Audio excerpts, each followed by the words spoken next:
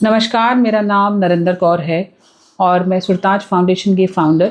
आज फिर एक नई कहानी के साथ आई हूँ, पीड़ा से प्रेरणा तक की कहानियों में। तो जो मेरे साथ आज जुड़ी हैं वो हैं नीलम जी। नमस्कार नीलम जी। नमस्ते मैम। तो उनका बेटा है कुणाल, जिसको सेरेब्रल पैल्सी है बचपन से।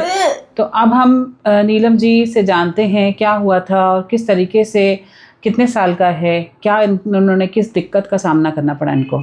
तो नीलम जी, क्या हुआ था बचपन में कि इसको सेरेब्रल पैल्सी हो गई?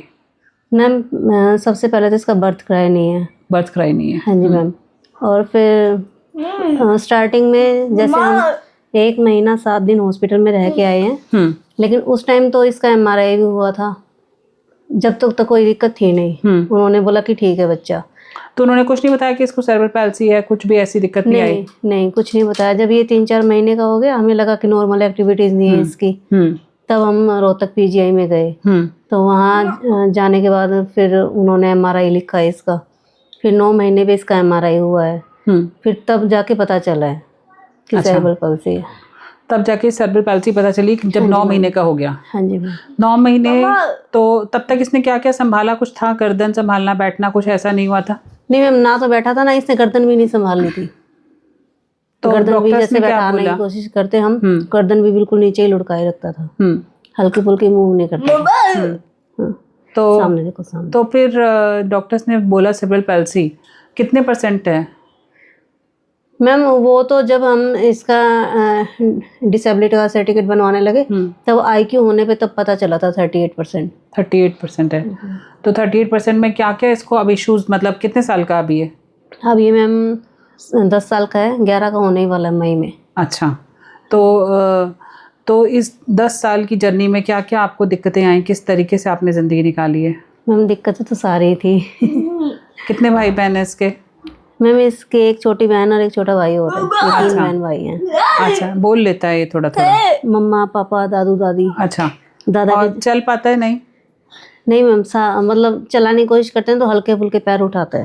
हल्के फुल्के? हाँ जी। बैठ जाता है? नहीं झुक के बैठता है। झुक के बैठता है। गर्दन पैरों को संभाली? फोल्ड करके हाँ बैठाएंगे ना, कुछ सेकंड के लिए हो जाता है सीधा, फिर दोबारा नीचे हो जाएगा। गर्दन बीच तो में इसने ऐसे फिर भी उठाता संभाली, थोड़ी बहुत संभाली है। हाँ जी। अच्छा, तो खाना कैसे खिलाते हैं इसको? मैम अपने हाथ से। आप खिलाते हो? हाँ जी। खा नहीं पाता होगा ना? नहीं।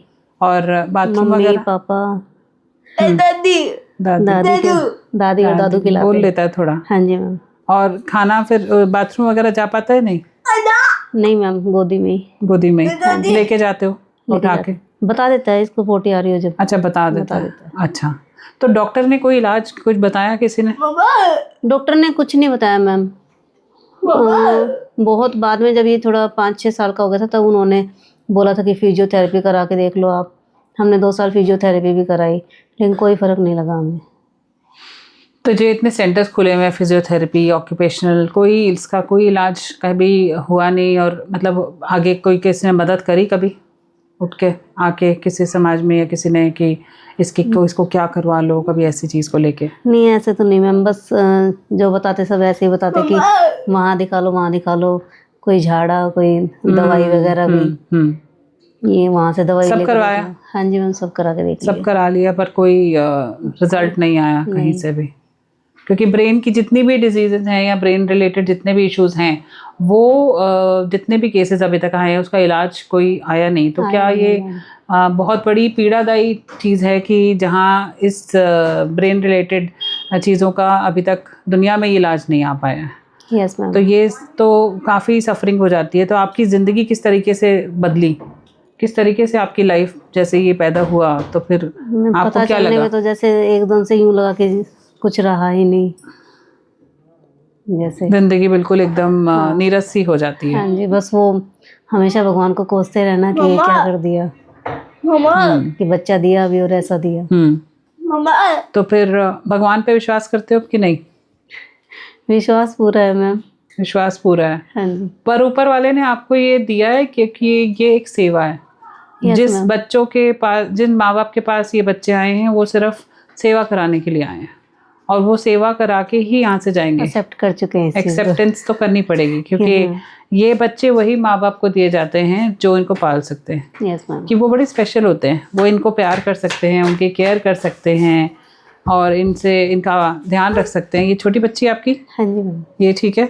ठीक है। तो ये जब बच्चा ये रोया नहीं था तो बाकी बच्चे सब नॉर्मल हुए?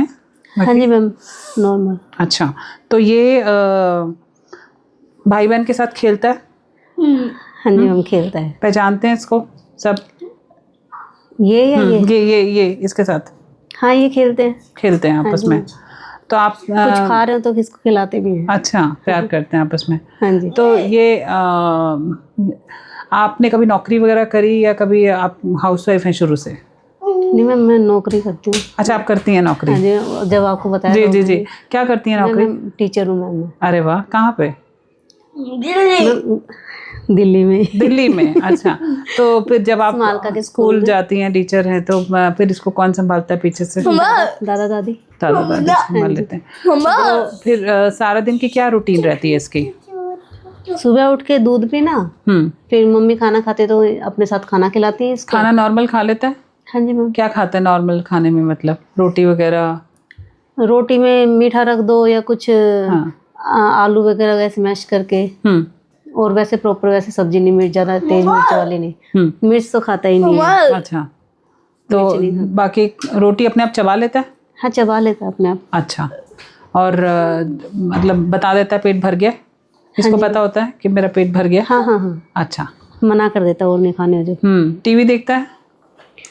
टीवी अच्छा लगता है? कभी कभार नजर ऊपर करके देख लेता है, वरना सुबह उठते ही बोलता है कि हाथ करके पापा को या दादा को दादी को कि टीवी चला दो। अच्छा, सुबह सुबह हमारे जैसे भजन लगा देते हैं। तो इसको बहुत अच्छा लगता है। तो घर में दादा दादी रहते हैं तो उसको संभाल रहे हैं? हाँ जी। आपने कभी ये सोचा है कि आगे बड़ा हो गया और आप बड़े हो गए तो फिर क्या होगा? कभी इस बारे में कभी सोचा? अभी कुछ नहीं सोचा। कोई कुछ नहीं सोचा, बिल्कुल सेवा लिखी है। हाँ जब तक सेवा है तो वो है। कभी स्कूल वगैरह में डाला है इसको? कभी स्पेशल स्कूल? नहीं मैम, अभी सर्दियों के सर्वे में स्पेशल एजुकेटर आई थी यहाँ जाफरपुर से। तो उन्होंने बताया कि आप इसका एडमिशन कराओ स्कूल में। तो अभी नजफगढ़ के गोपाल नगर में इधर देखती हूँ, एडमिशन कराती हूँ इसका। कितने साल का है? 10 साल का? 10 साल का मैम। तो स्कूल 4 में साल की रिलैक्सेशन होती है इनकी। मैम बता के गई थी। तो इसका सेकंड या थर्ड में हो जाएगा, सेकंड में हो जाएगा शायद इसका। अच्छा, और इसका पेंशन का करा आपने? पेंशन मिलती है? और डिसेबिलिटी कार्ड बनवाए? यूनिक डिसेबिलिटी कार्ड जो होता है, UDID कार्ड? वो अभी प्रोसेस चल रहा है मैम, बन के आया नहीं है। अच्छा, वो रजिस्ट्रेशन करा तो दिया था, लेकिन पता नहीं क्या दिक्कत आ रही थी। मैं सफदरजंग भी जाके आई हूँ, तो उन्होंने पेपर्स डायरी करा रखे हैं। और हॉस्पिटल कोई जाते हैं या अब कुछ हॉस्पिटल वगैरह कोई डॉक्टर को दिखाना है या कुछ नहीं?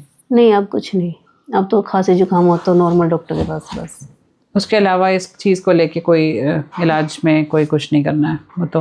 क्योंकि मैंने भी इस चीज़ को देखा कि इलाज कुछ है नहीं इसका। है ही नहीं मैम, दुनिया में कोई इलाज नहीं है इसका अभी तक। तो बहुत ही पीड़ादारी बड़ी चीज़ है कि इस चीज़ का कोई इलाज नहीं है। जो बच्चा ऐसा पैदा हुआ है, क्या वो उसके पेरेंट्स और उनका बच्चा जो है वो ज़िंदगी भर के लिए सिर्फ केयर करने के लिए हैं? क्या समाज इस चीज़ में कोई मदद नहीं कर सकता? क्या इनके बारे में, इनका भविष्य के बारे में सोचने के लिए कोई आगे कुछ इस चीज़ को लेके कभी कोई सोसाइटी सोचेगी या मिनिस्ट्री कोई सोचेगी इसके बारे में कि इन बच्चों के लिए क्या मदद की जा सकती है? तो आप कुछ कहना चाहती हैं कि आपको लगता है कि आगे कुछ समाज को मैसेज देना है या कुछ मिनिस्ट्री रिलेटेड कुछ आपको आगे?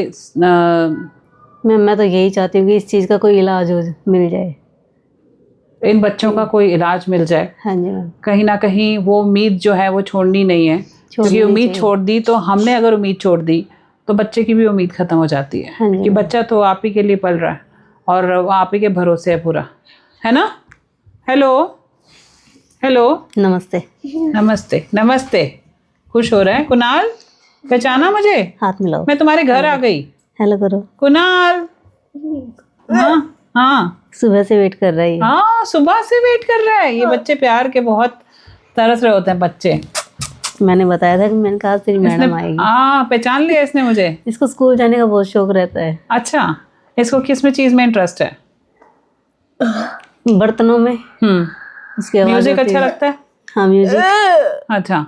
और बाहर करना भी अच्छा लगता अच्छा, और आपको भी लगता है?